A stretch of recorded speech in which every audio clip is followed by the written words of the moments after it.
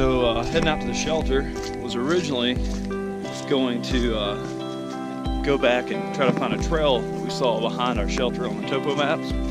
But as you can probably see, it's incredibly foggy today, and I'm not gonna have as much time as I thought I would. So instead, I've decided I'm gonna take my thin bag full of tools back and work on leveling up the floor, our debris wall, and just making some other camp improvements. And hopefully me and the guys can go look for that trail in a couple of weeks. So really excited to see the creek running. We were up here a couple of weeks ago, and it had been pretty dry this summer and even into the fall, and there was still not a lot of water. And in fact, when we built this in the fall, there was only one spot we could fill our canteen. But no, it's good to see this running again, and hopefully we get some more snows for the groundwater. In the summer, we definitely put some crawdad traps in here. There's a lot of sign of them usually, so that'd be a nice little snack when we're up here for an overnight trip. So the shelter still looks great. Not 100% dry underneath, but I'm not surprised because we've had days and days of rain now. No complaints there. But today I think I'm gonna move our fire ring back just a little bit closer. We put this up just kind of in a hurry the day that we came out here and built it for our first overnight trip. And going into winter, even though it's 60 degrees in January today, I think we're gonna scoot this back some. And then also work on the debris wall in the back. Maybe pull some of the scrubby stuff out, put some bigger logs in, and then build some more stonework into the back, and then definitely level up the floor because one corner is a lot higher than the others. Okay, so got the wall redone, pulled a lot of the smaller rocks out, found some larger ones, and then went back and replaced some small stuff to keep it nice and tight. Lifted up on the ceiling a little bit and wedged some of those top ones in so there's pressure on them, and then also made sure the larger ones are tilted out to where if something were to happen they wouldn't fall in the shelter. Worked on the floor a bit too, but I think I'm going to go down now and get some branches and some deadfall to work on the back wall for a bit, and then come back to the floor project once I finish up with that.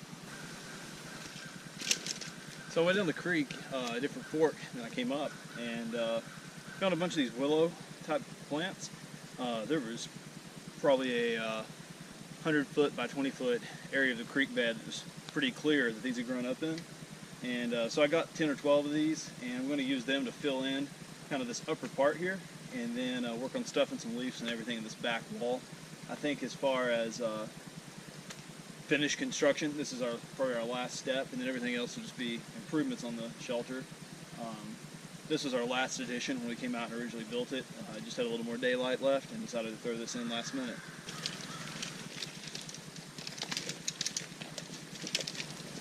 So I got the corner here taken care of, kind of integrated into the roof as well. Added a few more larger vertical logs in there, and then eventually what I like to do is prop some out here along these old logs and add more leaves on this side to just add a little more insulation. But this is definitely a multi-stage construction, so we'll save that for a later date.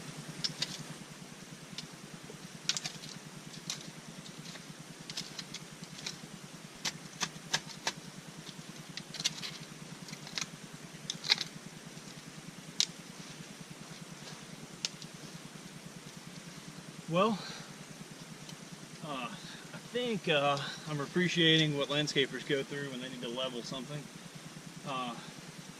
The back is right in this area, probably about 4 inches lower than we started. I'm moving the dirt down here so that it doesn't just keep going out. A lot of the extra rocks from earlier. I think I'm actually going to make a little rock area here for most of these flat ones that's going to catch some of this hopefully. And then on this end, we've got a plan for later on. Steve came up with a really cool idea to add to the shelter, and this open space is going to be perfect for it. So I think I'm going to move a little bit more dirt, and then get to work on a fire, have some lunch, and then head out.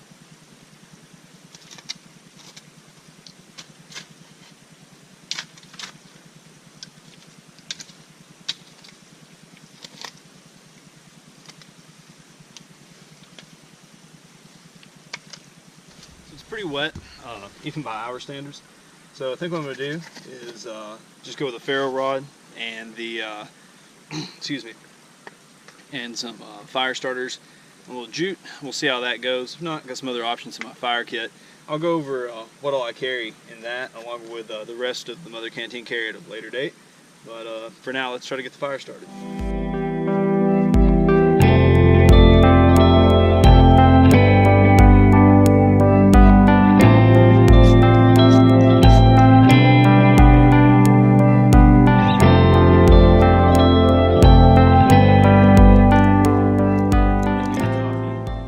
Different ending than I planned, and most videos have.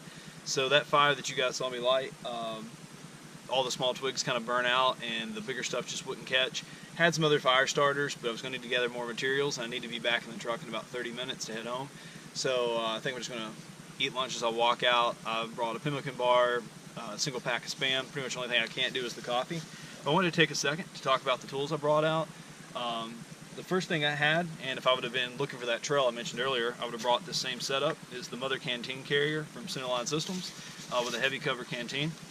I've just got some stuff to make coffee in here. This is my fire kit I talked about earlier. I keep a lightweight first aid kit here. Bushcraft Outfitters poncho is bungee to the bottom. And then this side has a space blanket, a line kit, and some titanium stakes. And then fat wood here, spork here, of course. And I'll go through in another video in a lot more detail what all I carry. I've had this about a week and I really like it. This is like the third time I've carried it in the woods, I think. Definitely getting some use on a muddy day like today.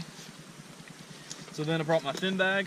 Just re-waxed this a couple of weeks ago. It's holding up really well, turns water a little better.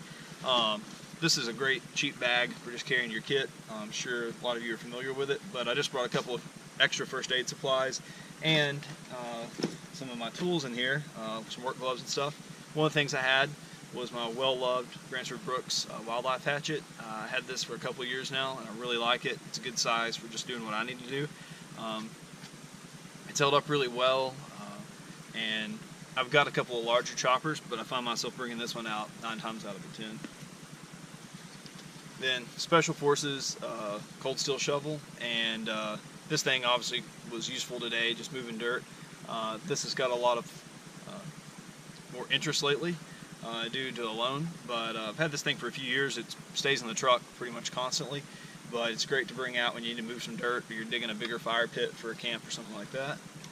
And then Baco Laplander, I got this the same time I did the hatchet.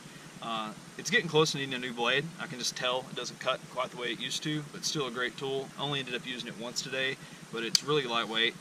So if I'm going to be doing any sort of major shelter construction, I'm probably going to bring it. A couple other things I want to bring attention to. I gathered my tinder earlier in this triple aught design dump pouch. This thing folds up really small, like an old cell phone, not new cell phones. And then it's a full-size dump pouch though. And I have just used the heck out of this thing over the years. Rarely carried on a pack. It's almost always on my belt when I'm out. Another pouch just with food. On this side, my Sargent Edge Tools M1 Primitive Guardian, kind of a long name. Brian's got a lot of different variations on his knives. But, I've had this one for a while now and I really like it. Definitely don't baby it, but try to take as well care of it as it needs, and it always serves me well. And then the last cutting tool, also my everyday carry, Victorinox Farmer with a clip installed on it, and when I'm in the woods, I like to keep it on a tether from Bushcraft Outfitters. And then personal survival kit over here on my belt that I'll go through in a later video. So yeah, hope you enjoyed getting to see the shelter worked on a bit. It's coming along. Hopefully we have a winter.